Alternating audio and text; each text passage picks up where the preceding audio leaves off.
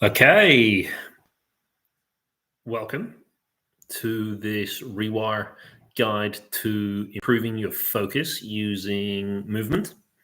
My name is James. I'm a movement coach specializing in the brain and nervous system. And my goal is basically improving physical and mental health through movement. This is part of a series based off of the kind of consultations and chats that I have with people over the years. Very often we end up getting the same questions over and over. So rather than needing to, try and find time when we're both free to schedule a call, we're trying to put this information out where anybody can access it. We're going to be talking about focus today. I'm going to do my best to keep it kind of short because I know this is an area that people struggle with, and I like to generally go off on long tangents, so I'll do my best to avoid that. So, what are we going to be talking about with focus? This usually is targeted at people diagnosed with ADHD. If you're not diagnosed yet, if you don't even have that as a label, that is fine. All of the concepts around focus will be equally as applicable, no matter what. So yeah, feel free to reach out if you have any questions about any of this stuff. If you are diagnosed with ADHD, you will be aware that focus is not the only aspect that you need to be thinking about. There's many other things. There's around organization, planning, organizing your space. There's lots of issues around emotional regulation and things like that. There will be other videos that come up for that. This one is specifically going to be around focus. This is based off my experience working one-to-one with focus, as well as a lot of the work I've done with an organization called Practical Wisdom, who provides help and support to neurodivergent individuals. And we've actually recently just finished up a course providing people on the waiting list for the NHS with kind of help and resources on how to improve many aspects of ADHD. And my area of expertise was focus.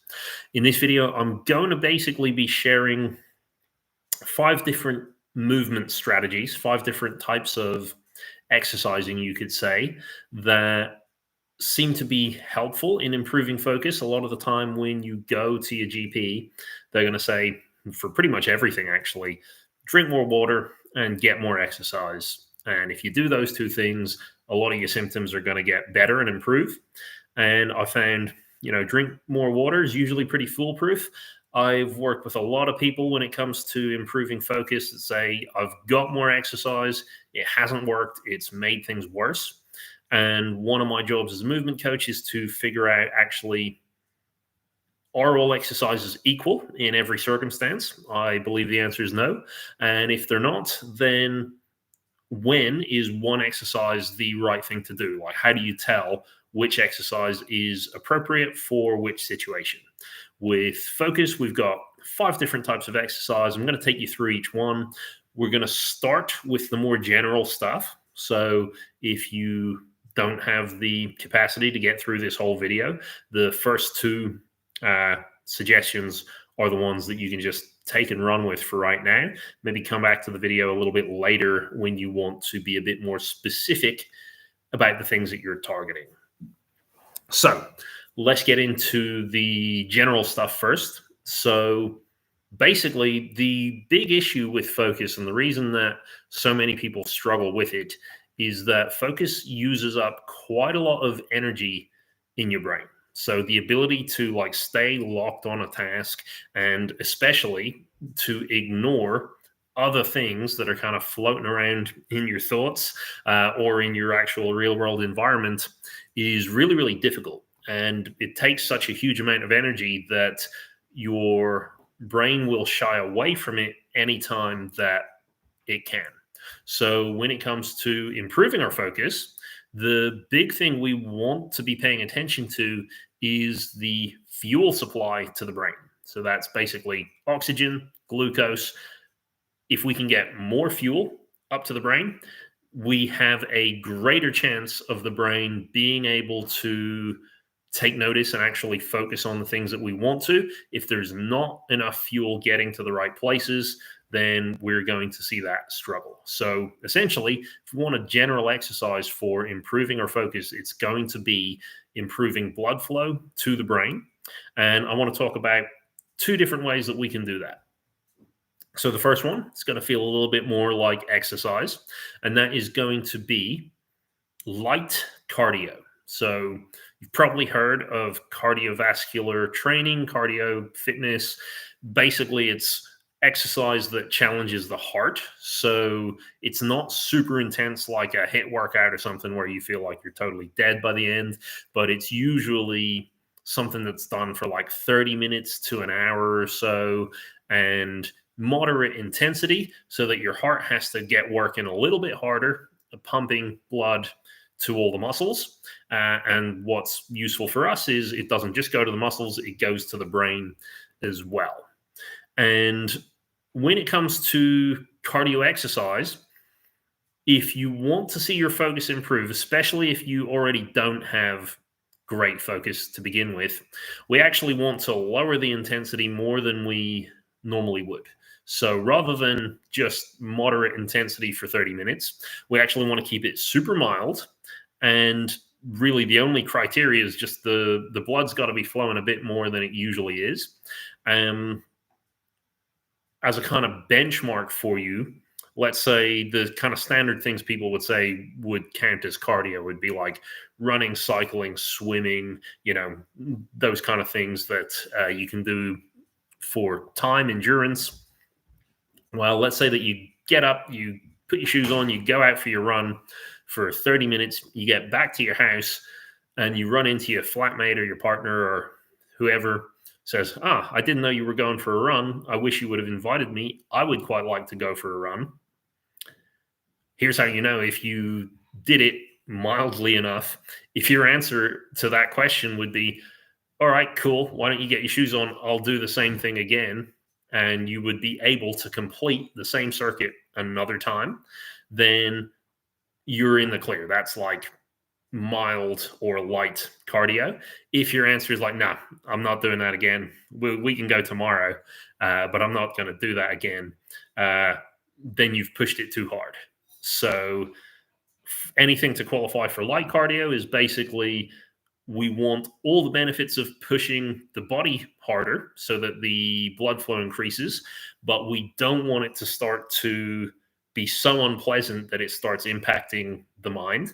And if it starts giving you that like negative connotation of like, I don't want to do this anymore, that's when we've probably pushed it too hard. And actually, while you probably get the benefits to the heart health, you're not necessarily going to get the focused clarity that you want. Then the next question is, well, what actually counts as cardio? Because for some people, you say running, cycling, swimming, and they're like, okay, cool, I can go do that for 2 hours a day and I'll be fine. A lot of people I work with say, well, that's too intense. I couldn't go for a run for 15 minutes without feeling horrible. In these cases, we do want to just drop it down. So instead of running, actually walking for a lot of people is going to be classed as cardio. Some people I've worked with even struggle to, go for a walk. They find that, due to injury or due to weight management or some other reason, that walking around actually is pretty stressful, pretty uncomfortable. And if they did that for 30 minutes, they would get back into the house and say, I'm not doing that again this month.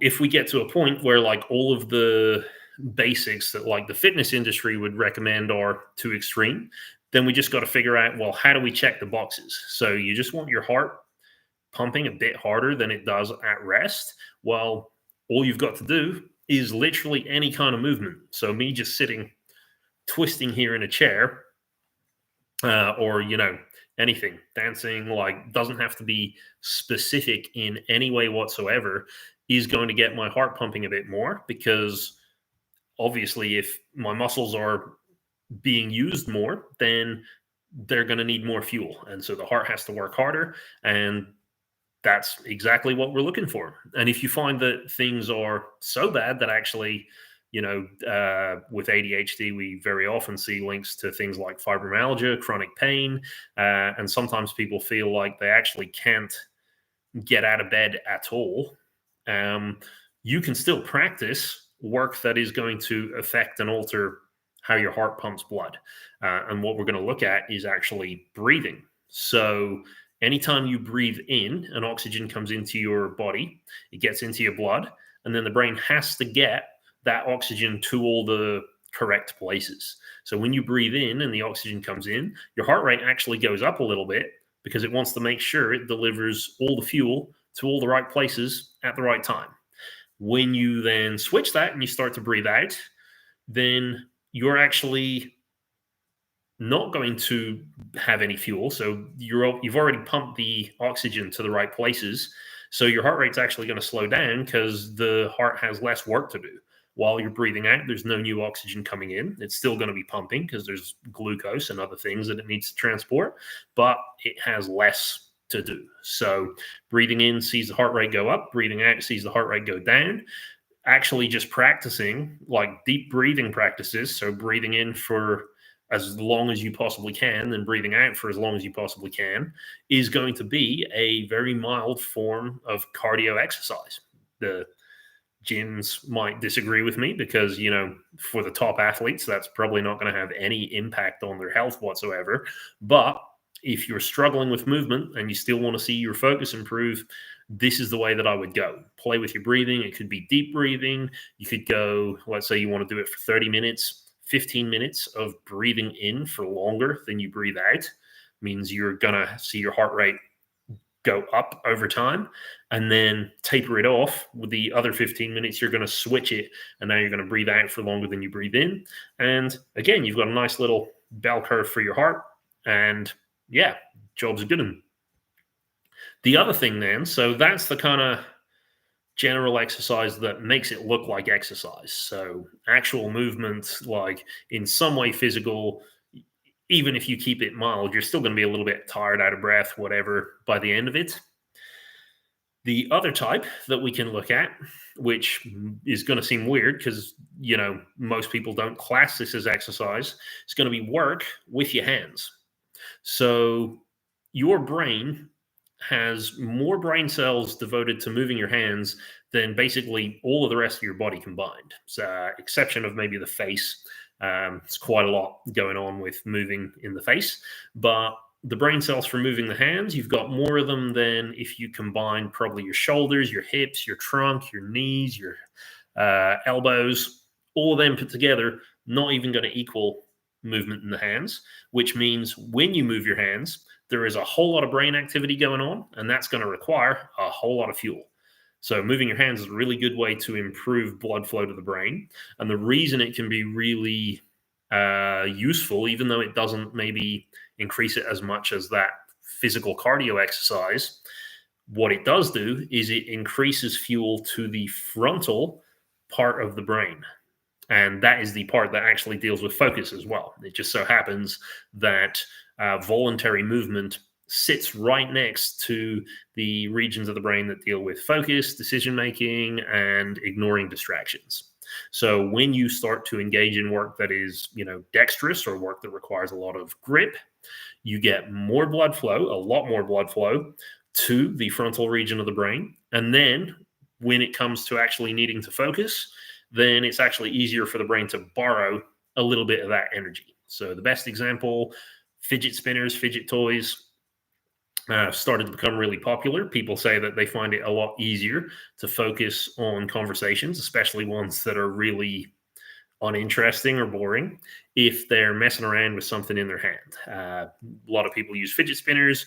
Personally, I use Rubik's Cubes. There we go. Just something that I can be messing around with.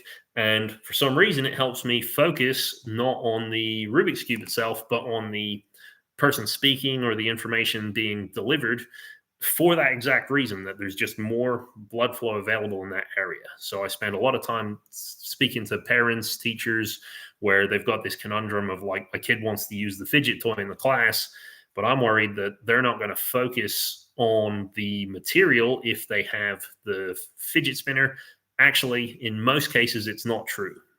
Unless you've got like a really bright, flashy one, or in my Rubik's Cube case, if I actually started paying cognitive attention to trying to solve it rather than just messing around with different turning styles, that might divert attention away. But actually, just using the hands is going to work really, really great for being able to focus and pay attention externally.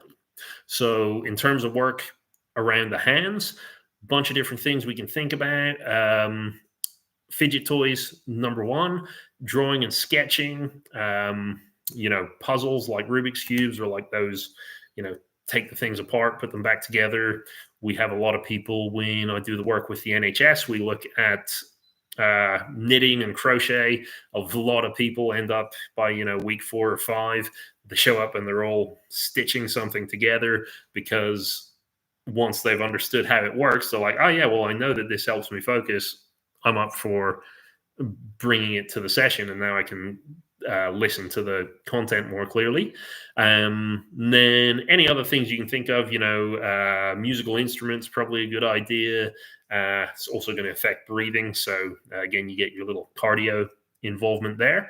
And even then, like strength work as well, anything that works with grip strength can be really useful to add on top. And just with those two strategies, you can go a long way to improving your ability to focus as and when you need it. Just by increasing the blood flow to the brain at the right time, you actually see a pretty remarkable positive benefit. And it's not just in the moment. A lot of the time, you find if you can keep doing these things over a longer period of time, you find your ability to focus improves, whether or not you're actually, using your hands or whatever in the moment. The next thing that we're going to talk about then is, what if we want to be a little bit more specific? Because one of the things we have to understand when it comes to focus is that focus isn't like an all or nothing thing. A lot of people, when they're thinking about focus, they think of it as, everybody should have the maximum amount of focus. We just always want to be really focused. We don't want to have no focus. Focus is good, and, it's either on or off. And this becomes really confusing, especially when you struggle with focus, because you associate focus with being good, but you also realize that there are times when, your focus is scattered and you can't pay attention to anything. But other times you're like locked in and you're focused on something and you're not able to stop. And so how is that focus good compared to something where you can stop and start when you like? Focus itself actually exists on a pretty broad spectrum. The example I'll give is, like, imagine I'm a gymnast in the Olympics. I probably want a huge amount of focus on the handstand that I'm about to do. So I kick up into my handstand. My brain is going to want to do everything it can to, number one, pay attention to what's going on in my body. So, making sure I can see my hands properly, making sure that my ankles and my knees and my hips are stacked right on top of my spine. And then it also wants to make sure it ignores everything else that's happening. So I'm doing my handstand, but the audience is clapping and cheering. I just want to block that out. I don't want to focus on that. I don't want to focus on the itch that's in my foot. I don't want to focus on the sweat running down my forehead. The maximum amount of focus that I have has to be paying as much attention as I can be to the problem and ignoring everything else. But that's not the only focus that's useful. I could be walking down the street and notice my shoelace is untied. Having that insane level of focus actually would be a hindrance to me. I get down to tie my shoelace. I actually still want to be aware of everything else that's going on around me. Is there traffic coming towards me? What happened to the group I was with? Did they walk away from me?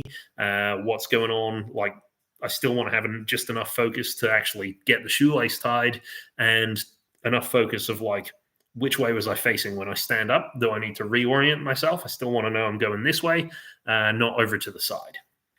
So focus will exist on everything in between those two things.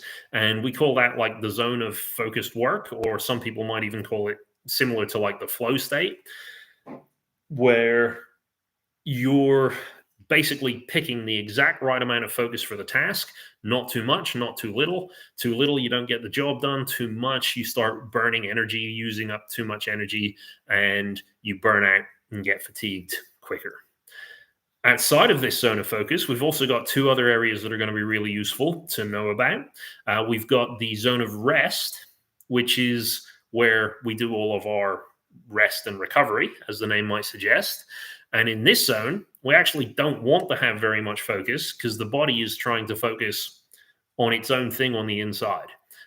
When it comes to rest and recovery, we do that best when our mind is relatively clear, because anytime we think of something, our body has to get ready just in case we decide to act on it. So if you're in a zone of rest, but your mind is kind of constantly engaged with different things that are going on the side, that's not going to be very helpful to you. It's not going to be very healthy overall, because you're not going to get the actual recovery that you need, and you're probably going to find it's much harder to get out of this zone of rest.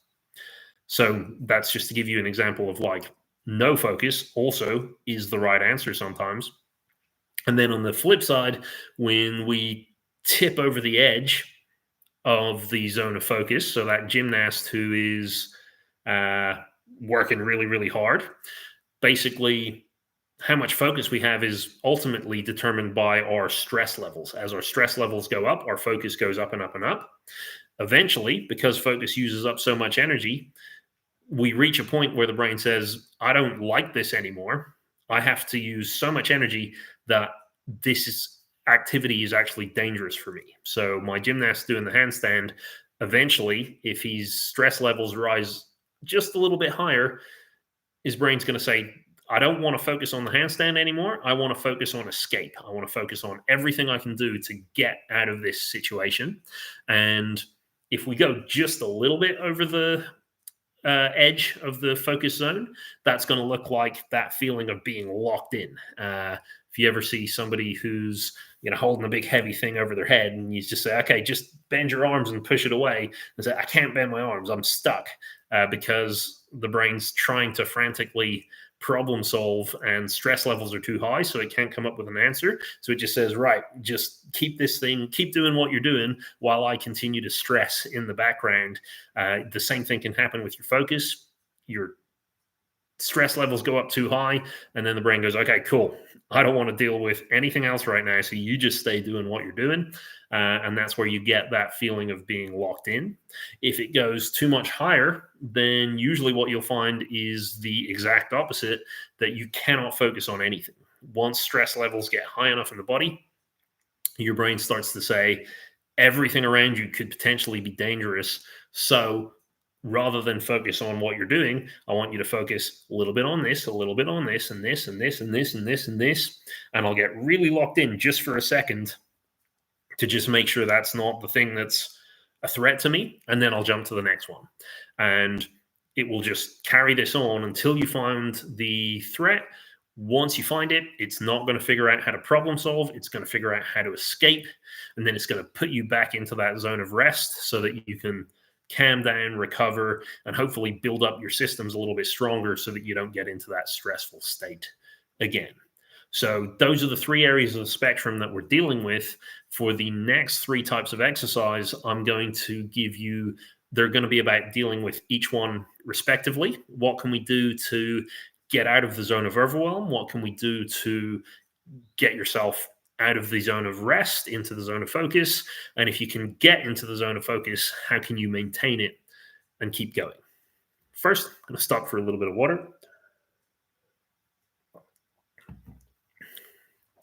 Okay, so let's start with the state of overwhelm. We're going in a bit of a weird order because usually what I find when people come to me with focus issues, they spend more time in the overwhelm zone than any of the others. And when we improve the ability to de-stress and get out of that zone, you actually stand a better chance when it comes to the rest and when it comes to the focus. So the zone of overwhelm, as I said, characterized by way too much stress in the body. So essentially, all we're looking for is ways that we can de-stress. Now, another one of the reasons why we said like general exercise and cardio and work with the hands, is generally very good, because that will also have a kind of calming and de-stressing effect. But the other thing that can have a really profoundly calming effect on the body is any kind of work involving balance. So, a couple of reasons for this. Balance tends to just be like a calm activity to do in general. When you slow yourself down and you force yourself to be, in a calmer mindset where you're not moving a whole lot, usually that causes stress levels to drop because you're not focusing on loads and loads of things around you. The other thing that's interesting, though, is how the system that deals with balance, the vestibular system that lives inside your ears, when we can improve the function of the vestibular system, very often we see stress levels drop really, really significantly. And I would guess that this is because modern living actually causes the vestibular system to run really suboptimally. We spend a lot of time sedentary, and the vestibular system is supposed to detect movement. So when we're not moving so much, this system is kind of toned down. Same as, if we don't move a muscle, it gets weaker. The vestibular system works the same. Any kind of injuries, so whether it's from illness, like a blow to the head or whiplash, drugs or alcohol, whether that's prescribed or otherwise, all of these things can have a pretty profound effect on the vestibular system. And then also, weirdly, things like moving transport, or if you're watching a movie, watching a car chase in a movie where you're sitting still, but the camera is moving around, when the eyes and the ears, the inner ear, disagree on whether or not you're moving or staying still, very often that causes the vestibular system to get weaker still. The problem with this is falling over is really important to the brain. Falling is one of the biggest causes of death in older individuals. And when the vestibular system stops sending as many signals to the brain as it used to do, which is the case for most adults in the modern world, stress levels are going to go up. And this happens all below your conscious level of awareness. So it's pretty safe to say that the majority of people, and this even applies to a lot of athletes that I've worked with, they have started relying on their vestibular system less, which causes it to get weaker. And they've started relying on their eyes more for balance. This causes stress levels to rise exponentially. And then the total level of stress that they're actually dealing with goes up super high. So when you train your balance, you actually cause stress levels to lower significantly, because just as a given for so many people, balance is causing a significant amount of their stress. The other fun thing about stress is that your body treats all stress equally. So stress from your poor balance just goes on top of the pile of stress from your finance and relationships and careers and all the other things. So when you remove one big chunk of it from the pile, the whole pile goes down and you become better able to manage all of your stress, even though some of them, like the finances, career, etc., might be much more difficult to do anything about or fix. So when it comes to improving your ability to just get out of that zone of overwhelm when you get into it, balance is the key. That can be standing on one leg, can be something like yoga where you move through different positions, even things that are a bit more off the wall like Tai Chi or Pilates.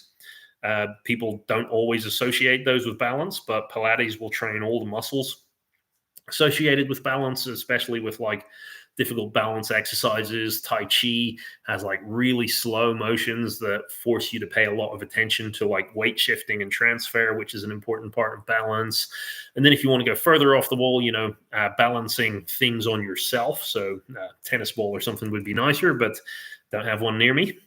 Just balance it on your head. See, can you actually stay still without letting it fall off? Can be another way to improve this.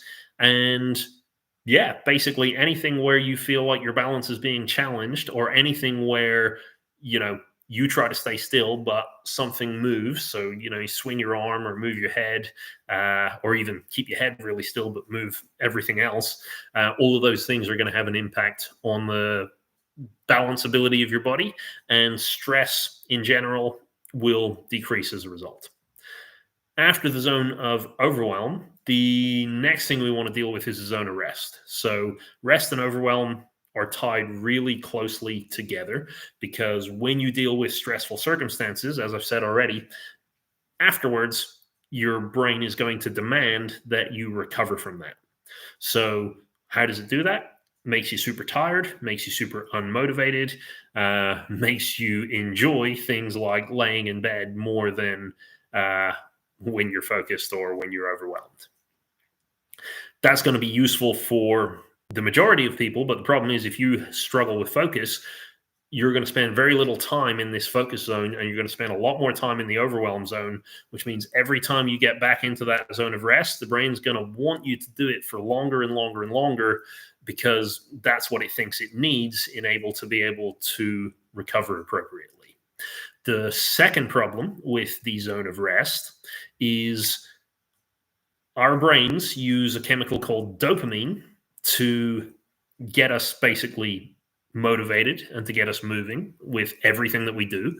So you might have heard of dopamine more recently because if you're on social media, they say, okay, we're all addicted to our screens, and that means you've got a dopamine addiction. That's a weird thing to say, by the way. It's like saying you have an oxygen addiction. You need dopamine to get you motivated, to get out of bed, to get you to go make your breakfast, as well as to engage in, fun and pleasurable activities. You can't really have like a negative dependency on it.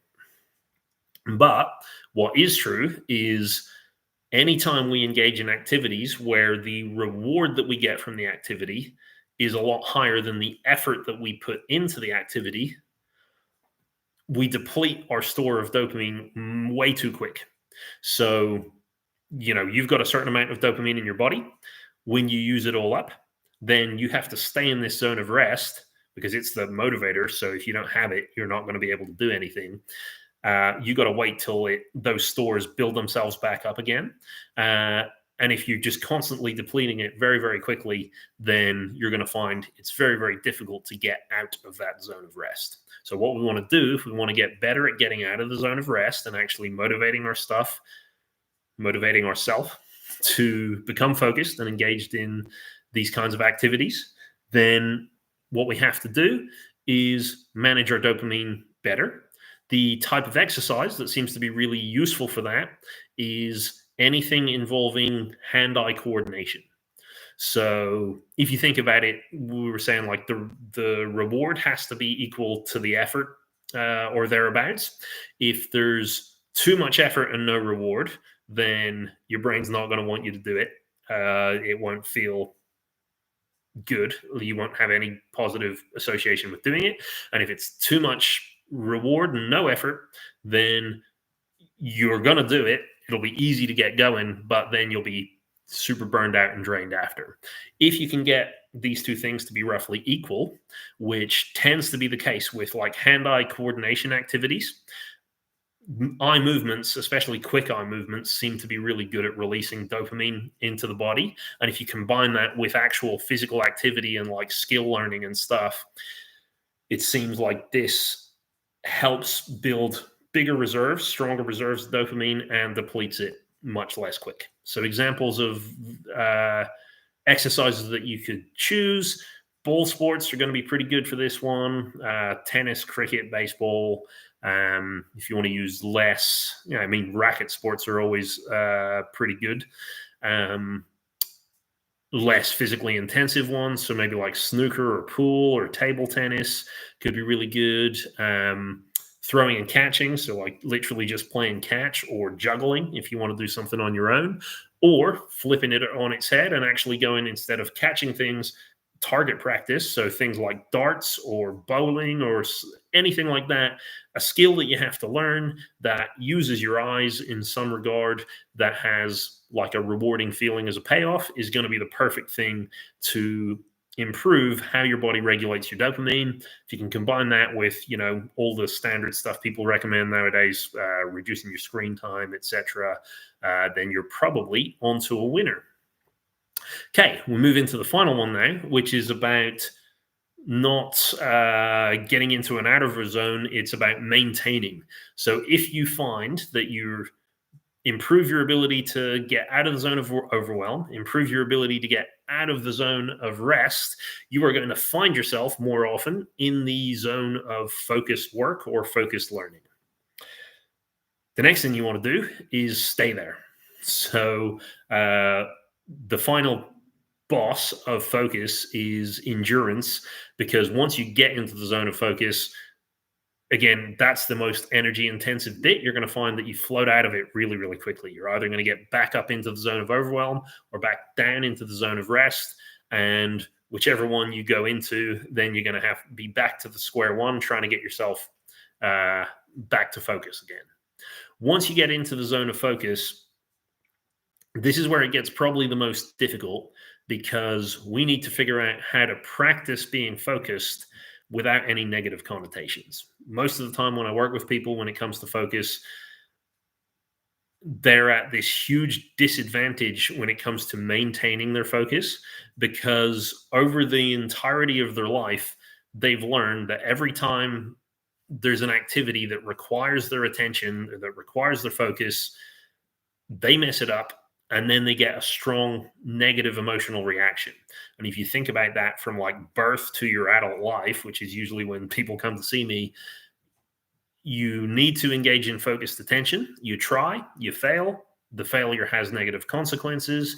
The negative consequences give you some strong negative emotions. And so the negative emotions start to reinforce like a story of, I'm not good at this, I can't do it. Next time you have to engage in focus, you go into it at a deficit. So where everybody else would go in at 0, you go in at -1, and you try to engage again, you fail, you get an even stronger emotional reaction. So you go from -1 to maybe -4, and you then have to take that with you. And so, by the time you get to your 40s, you've had 3 million of these events, just exponentially just tanking your ability to focus, because your brain's going to try and escape from that as hard as it can, as well as your emotional kind of reaction to it. And those things are going to combine together and just make it almost impossible to ever claw yourself back up to the top. And this is where it gets really tricky, because anyone who hasn't had this issue of focus in their life is going to say, I don't know what you're talking about. When I practice focusing, I get better. And because if you take that way back to the start, if your first attempt at engaging in focus was positive, then you're going to get the opposite effect happening. You're going to get positive emotions and say, hey, when you apply yourself, good things happen. You should do this more often. And so you do it more often, and the positive feedback just rolls and rolls and rolls, and that becomes exponentially bigger. So they've had the experience that practicing focus improves their focus, because their emotions are basically allowing that to be the case. Your focus, on the other hand, has spiraled and got worse because your emotions have demanded, let's not do this. This always ends up in pain and hurt for us. So if we want to have any kind of chance at improving our ability to focus in the real world, we have to figure out how to do 2 things. One is manage our emotions better, which isn't the topic of this video. There'll be another video for that. But number 2, we have to practice the act of focusing without our emotions getting in the way. The way that we're going to do this is through isometric work. So isometric work, basically, if you haven't heard of it, it's strength exercises where you don't move. So the classic is like the plank, the press up shape, where you just hold yourself as still as you possibly can. All of your muscles are screaming out in agony, but on the outside, it looks like you're just staying totally still. So how exactly is that a focus exercise? While it looks like you're staying still on the outside, on the inside, all of your muscles are basically fighting each other to try and maintain that position. So every muscle, if one muscle contracts, a muscle on the other side has to relax. If that muscle then contracts, this muscle has to relax. And they need to work in tandem with each other, because if they both contract at the same time, the muscle's going to tear. Or if they both relax at the same time, then the body's going to become too weak, and that's going to lead to potential damage and injuries of the bones and joints and all sorts of other things. So you can imagine basically inside your body at all times, there's like this tug of war going on where one side and the other side are pulling against each other, but they're not necessarily trying to win. They're just trying to keep everything exactly in the middle. And as different people or different muscle fibers start to get tired and drop out, they have to be replaced by muscle fibers from other places, or they need to get energy from somewhere else. And there's just a whole lot of work and activity going to keep this tug of war at perfect neutral, or like perfect stalemate, which is really weird to think about, but that's basically what's going on. The act of isometric work and isometric exercise for the internal body is actually a really strongly focused activity, because if you imagine that tug of war, let's say when you're relaxed, they just have to keep the rope taut. So as long as the rope doesn't sag, then they're doing fine. But once they all start pulling as hard as they can, now you have to be really, really careful about who's pulling exactly how hard and how much to make sure that this thing stays very much in the middle. And what we find is when we take individuals who struggle with focus and we put them through isometric strength work, the capacity of the focus centers of the brain to endure longer and longer times goes up. The problem is, obviously, if you still have that strong negative emotional story attached to it, it doesn't necessarily translate every time into real world focus, but it makes the chances of you being able to achieve that much, much greater. And especially when you start engaging in tasks where the consequences in real life aren't so great, you might start to notice that your ability to focus goes up and up and up, and that might start to increase your confidence. So even if you didn't work on the emotions themselves, over time, as long as you're not constantly trying to push yourself into the stuff that really matters to you straight away, you might actually find you don't even need to do as much of the emotional work, because the focus endurance has gone up, and once you start to notice it, you start to be able to push yourself a little bit harder along the way. So that was a pretty long video still. If you got with me to the end, thank you very much. I hope that was interesting. If you have any questions or comments, obviously you can leave a comment here. If you want to message me privately, you can get me on Instagram. It's rewire_ND. That's November Delta. Similarly, to email me, you can email info@rewirend.com. If you're interested in working with me, there's a link in the description below where you can book a session and have a session with me. If you're interested in just stuff you can do for improving your balance or improving how your hands function, I also have a grip strength course, which will do a whole lot of different things for the hands, as well as for focus and coordination centers, and a cheaper option, which is my vision and balance training course. This is the Neuroband. Basically, it's 2 little 12-minute workouts you can do morning and evening that will greatly improve the balance and vision and how they integrate into your body. And as we've discussed in this video, we'll actually have an improvement on the ability to focus overall. So I'll leave you with all that. Thank you very much for watching, and do keep an eye on this Rewire approach series, because there is a lot more to come. So thanks for watching. I will see you next time.